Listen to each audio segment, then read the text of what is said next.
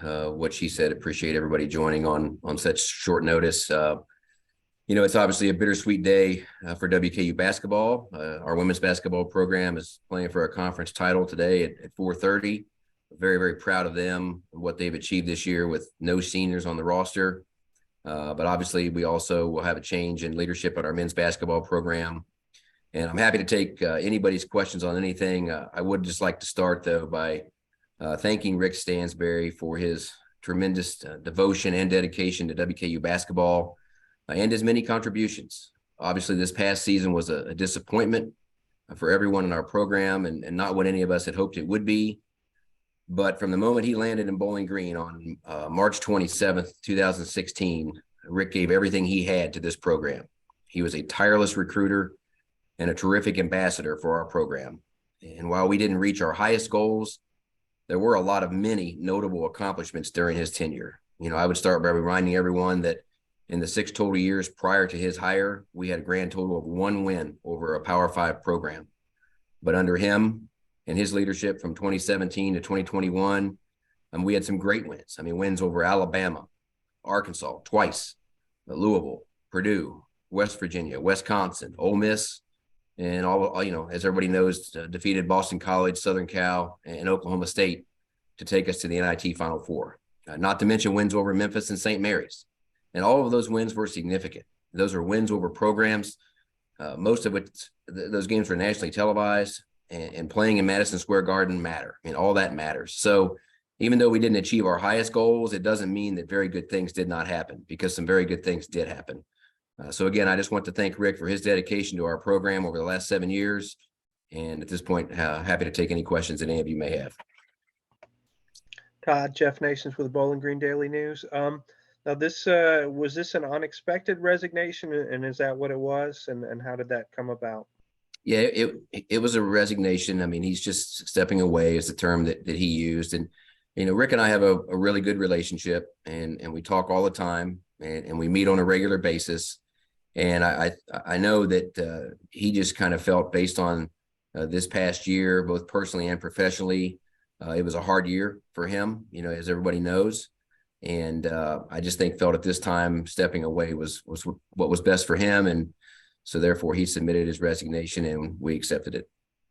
Did you get a sense that this was coming through during the year with the health problems he had? And would things have changed if they were still in the tournament right now? Well, and, I think that obviously anytime you miss 9 games, and in the first couple when he came back, he had to kind of work himself back in. That's a challenge for everybody. It was a challenge for him. It was a challenge for our staff that was here and our players. But I feel like everybody adjusted as well as they possibly could have. I think that, a lot of programs probably wouldn't have handled it as well as they did. I give our staff, Phil Cunningham, Marcus Grant, Martin Cross, Talvis Franklin, Cam Justice, a lot of credit, for on the fly. There was no warning of what was to come on the fly, adjusting and stepping up big time. And I give our players a lot of credit too. Because, obviously things changed from their perspective, and it just was it was an unusual year, it just with that. And then, it started when Dante Allen missed 7 games at the beginning of the year. And obviously Luke Frampton, one of our key players and leader, tore an ACL. And it was just one of those years where a lot of things happened that just made it a real challenge. Drew Tennis with WKU Rivals. So obviously you were talking about all those Power 5 wins, and then, Stansberry was a great recruiter. But, what are a few things that you're looking for in this new head coach? Well, there's a lot of factors that are important. Certainly in no particular order. We need somebody who can recruit, somebody who's good with player development, somebody who emphasizes academics, someone who's good in the community, and obviously somebody who wins. This is a competitive business, and it's about winning. And throughout our athletic program, we always have the motto, if we're keeping score, then our goal is to win. So it needs to be somebody who's a winner. And then certainly, the NCAA tournament drought, that's a big frustration for everybody. It's the most important thing, and it's been too long for this program that since we've last been to one. It's not easy. A lot of good programs get left out each year. Tomorrow night, some good programs will get left out. but that will always remain our top goal. But honestly, the goal isn't just to make the NCAA tournament. The goal is to advance in the NCAA tournament. And that's one that this program has fallen short of for a long time. I mean, we actually have 4 NCAA tournament wins in 28 years. Darren Horn had 2, Ken McDonald had 1, and Ray Harper had 1. So, our bar is always going to be high. We're going to aim high, and we don't want to just make the tournament. We want to make it and win. So we'll hire the next leader of our program. We'll roll up our sleeves, get in the gym, get to work. We really need to get to work. Our success will be determined a lot more, I think, by what we do when people are not watching versus what we do when they are watching. And we need to have a really good May, June, July, and August. And I believe we will. Todd, Caden Gaylord Day with WBKO. Like you said, Rick's brought in a lot of recruits and a lot of JUCO transfers. Do you anticipate that this resignation to affect a lot of these players on the roster and them potentially going somewhere else?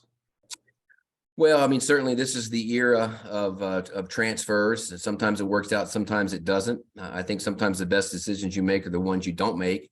And so, I'll be meeting with our players very soon. And what we'll ask of them is just to be patient. I mean, obviously conference tournaments aren't even finished yet. And then the NCAA tournament starts. And so I'm confident that we will hire a new head coach that they will respect and want to play for.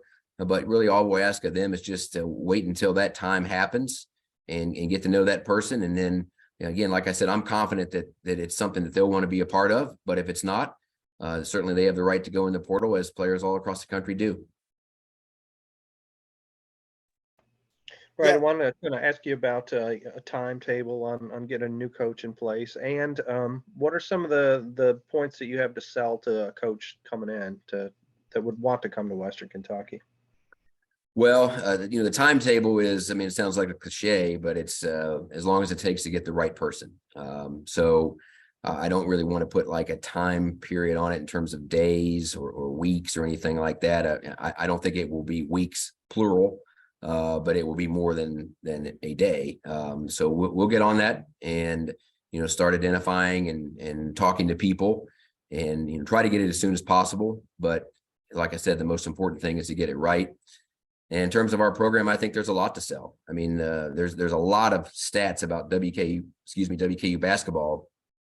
My favorite one is of all the programs in the country, there's only 2 that have won more conference championships than Western Kentucky, and that's Kansas and Kentucky. So you have a history of winning here. If you come here, you can win. I think our facilities are outstanding. Diddle Arena is a great place for basketball. It's the perfect size. It's an awesome home environment.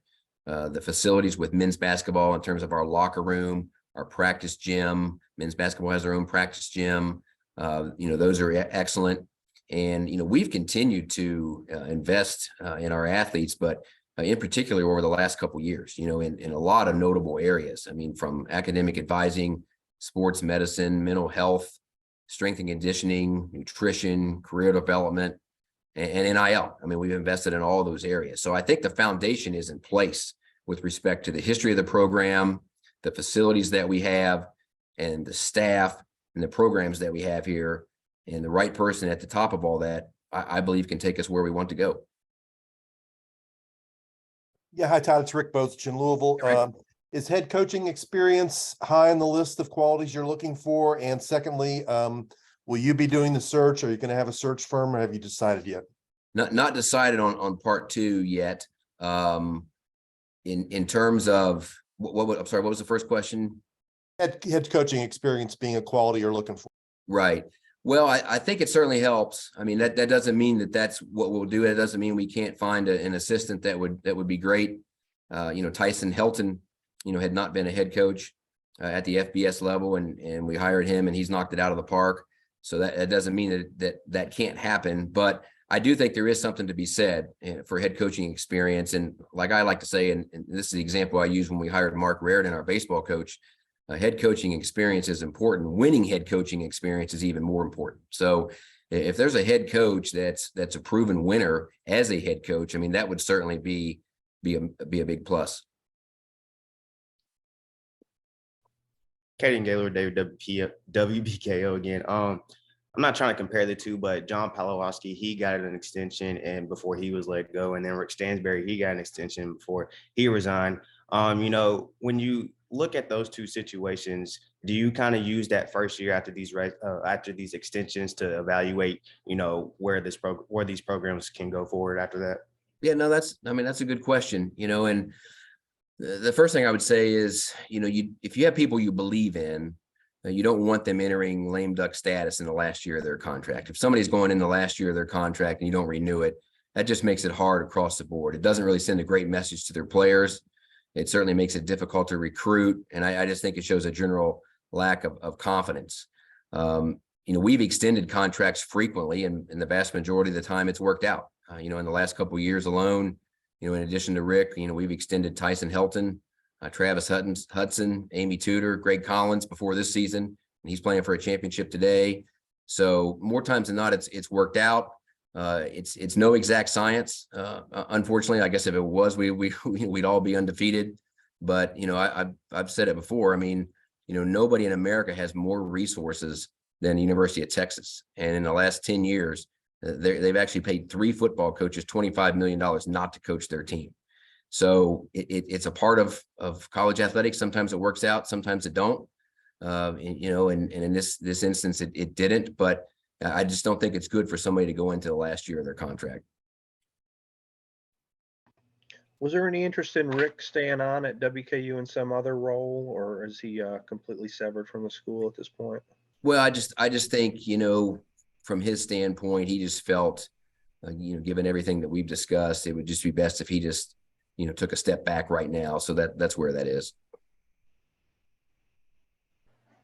Todd, Yeah, this is, oh, sorry about that. Go ahead, Tyler. Go ahead. Yeah, Todd, this is Tyler Griever from WHS 11 in Louisville. I know this season was unusual with Rick's absence with his health for a little while, but was there a certain point in the year where you personally felt like you wanted to possibly make a change? I know this is termed as a resignation, but your personal feeling at any point during the year? Well, there were such high hopes, throughout the offseason. Really everybody from Rick on down throughout our program, thought this had a chance to be a really special team. And, obviously it just didn't turn out that way. And, we had some tough losses along the way, but I certainly never stopped believing in our coaches and our players. And my hope was that eventually things would click. That eventually we'd get on a roll, we'd hit a winning streak, and then all of a sudden it would turn into what we had thought it would be, and really kind of continue to believe that and hope that would happen, even going into this week. That, hey, maybe we get down to Frisco, and maybe we've had such tough luck, losing in 3 championship games in the past. Maybe a year when it's not expected is a year that it happened. So was just really hoping that would happen, hoping things that would click to make it in the way we all thought it would, but unfortunately it just didn't happen.